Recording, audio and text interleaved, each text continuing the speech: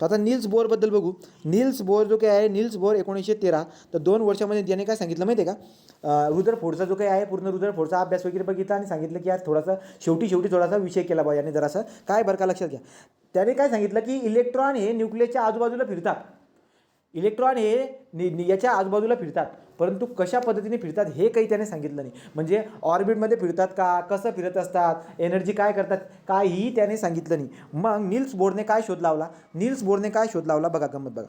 Niels borne काय सांगितलं की इलेक्ट्रॉन जे आहे ते न्यूक्लियसच्या आजूबाजूला फिरतात, परंतु एका फिक्स ऑर्बिटमध्ये फिरतात. बघा, ज्याप्रमाणे सूर्याच्या आजूबाजूला सूर्यमालेमध्ये जे काही ग्रह असतात ते ग्रह फिरत असतात. बघा, सूर्याच्या आजूबाजूला ग्रह जे आहेत एका कक्षेमध्ये, फिक्स कक्षामध्ये फिरत असतात, बरोबर. ती सेम स्टोरी याने इथं बघितली. काय सांगितलं की न्यूक्लियसच्या आजूबाजूला कक्षा असतात म्हणे, आणि त्या कक्षामध्ये इलेक्ट्रॉन जो आहे ना त्या फिक्स कक्षामध्ये फिरत असतो. त्याची एनर्जी जी असते ती एनर्जी डिक्रीज होत जात नाही, तर ती एनर्जी जी आहे ती कॉन्स्टंट असते. बघा, नील्स बोर काय म्हणतोय की न्यूक्लियसच्या आजूबाजूला इलेक्ट्रॉन फिरतात. रुदरफोर्डला म्हणतो, रुदरफोर्डची जी काही कहाणी आहे त्याला तो बरोबर म्हणतो, ओके तुझं. परंतु ते इलेक्ट्रॉन जे आहेत ते न्यूक्लियसच्या आजूबाजूला एका फिक्स ऑर्बिटमध्ये फिरत असतात, आणि त्याची ऊर्जा जी काही आहे ती ऊर्जा कमी होत नाही, ती कॉन्स्टंट ऊर्जेने फिरत असते. तो electron are revolve with the constant एनर्जीने त्या न्यूक्लियसच्या आजूबाजूच्या कक्षेमध्ये फिरत असते. असं कोणी सांगितलं, असं सांगितलं आपल्या बोर्सने, Niels borne, okay.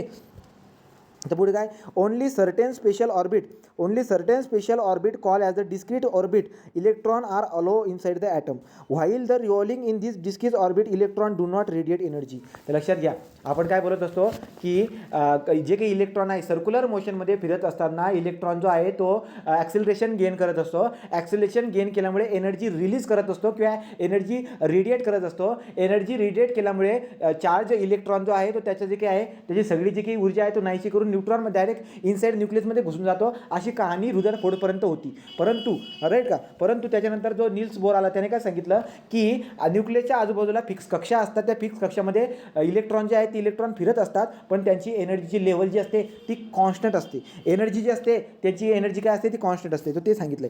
So while revolving in the discrete orbit electron do not radiate. तर त्या सर्क्युलर मोशनमध्ये फिरत असताना ते एनर्जी लूज करत नाही, एनर्जी रेडिएट करत नसतात, असं नील्स बोरने सांगितलं आहे. पुढे अजून काय, तो नील्स बोरने काय सांगितलं बघा, electron revolving in this orbit do not radiate energy, right.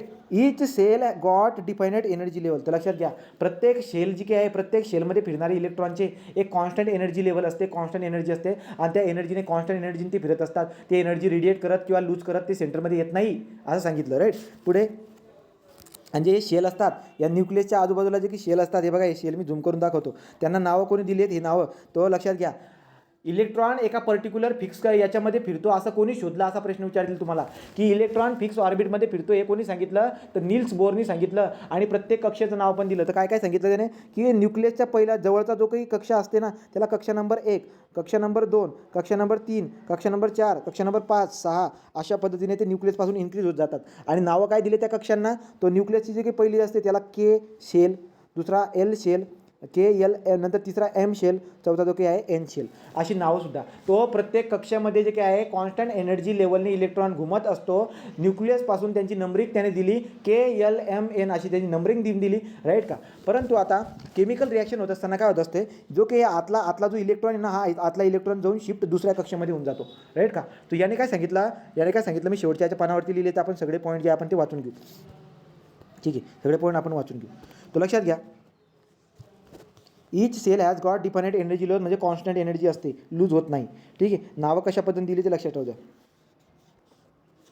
Structure of and item, या अशा पद्धतीने ॲटमचं स्ट्रक्चर. आता मॉडेल कसं बनलं बरं का, अशा पद्धतीने बनलं मॉडेल, ठीक आहे. तो अशा पद्धतीने मॉडेल बनलेला आहे. इथपर्यंत आपण आलेलो आहोत.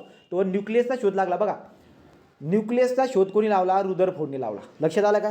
रुदरफोर्डने कशाचा शोध लावला, न्यूक्लियसचा शोध लावला. नील्स बोरने कशाचा शोध लावला, कक्षांचा, की न्यूक्लियसच्या आजूबाजूला इलेक्ट्रॉन एका फिक्स कक्षामध्ये फिरत असतात.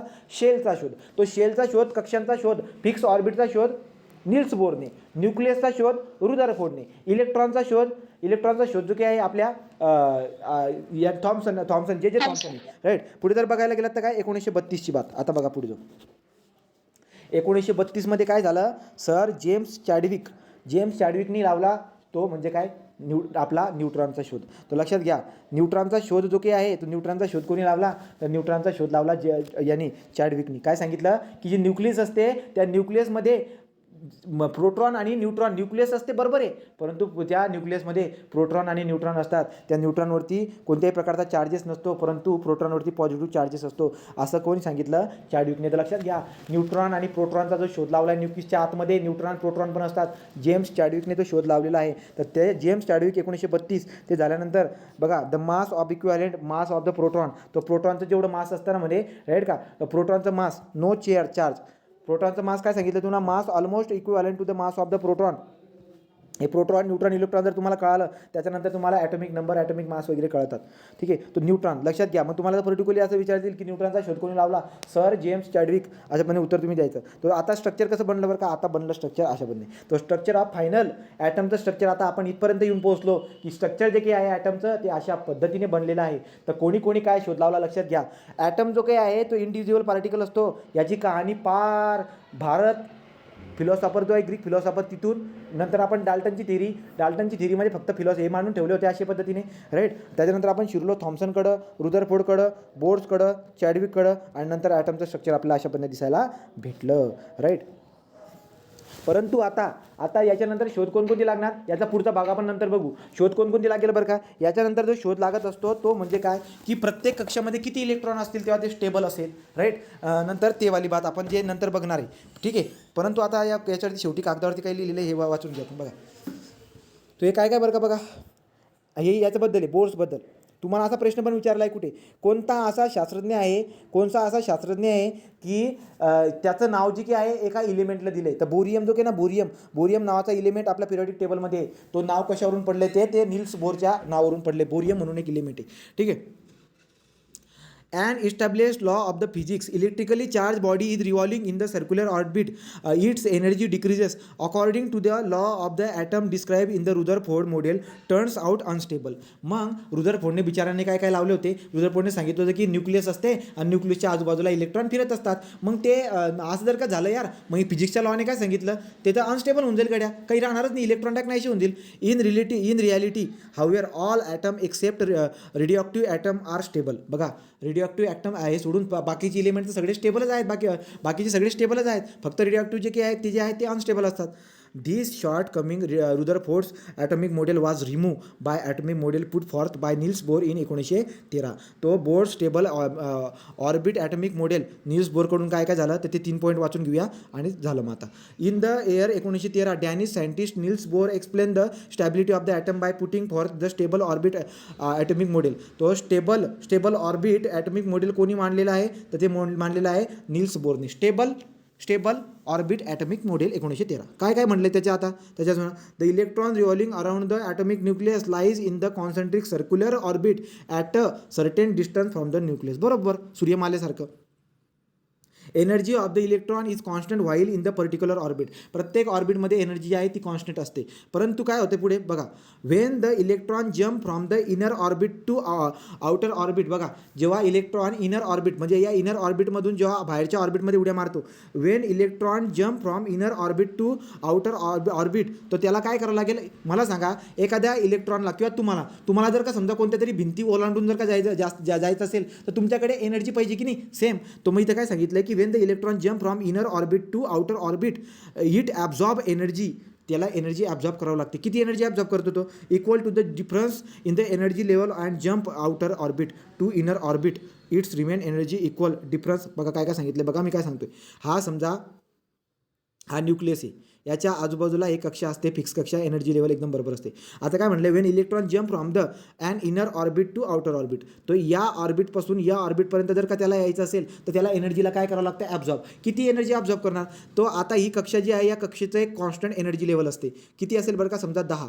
पुढची जी काही कक्षा आहे त्याची कॉन्स्टंट एनर्जी लेवल आहे समजा 12. मग 10 आणि 2 किती झाले 10 आणि हे यांचा डिफरन्स किती होते 2. याचा अर्थ काय की ही कक्षामध्ये जो काही इलेक्ट्रॉन आहे त्याला जम्प मारायची, त्याला जर जम्प आउटरच्या याला मारायची असेल ना तर 2 एवढी ऊर्जा त्याने काय करायला पाहिजे, ॲब्झॉर्ब करायला पाहिजे, तेव्हा जाऊन तो इथे येईल. कारण की त्याला 12 व्हावं लागेल ना, 10चा 12 त्याला व्हावं लागेल. तर तेच सांगितलं आहे, absorb the energy equal to difference in the energy level, right. का तो एनर्जी लेवलमध्ये असणारा जो डिफरन्स आहे तेवढं एनर्जी त्याला ॲब्झॉर्ब करावं लागतं, तेव्हा तो इनरमधून आउटर याच्यामध्ये उड्या मारू शकतो. When it jump from the outer orbit to inner orbit, outer ऑर्बिटपासून जर इनर ऑर्बिटमध्ये जर काय करायचं असेल तर इमिट एनर्जी, त्याला एनर्जी काय करावं लागेल, इमिट करावं लागेल equal to the difference in the energy. लक्षात आलं का रे?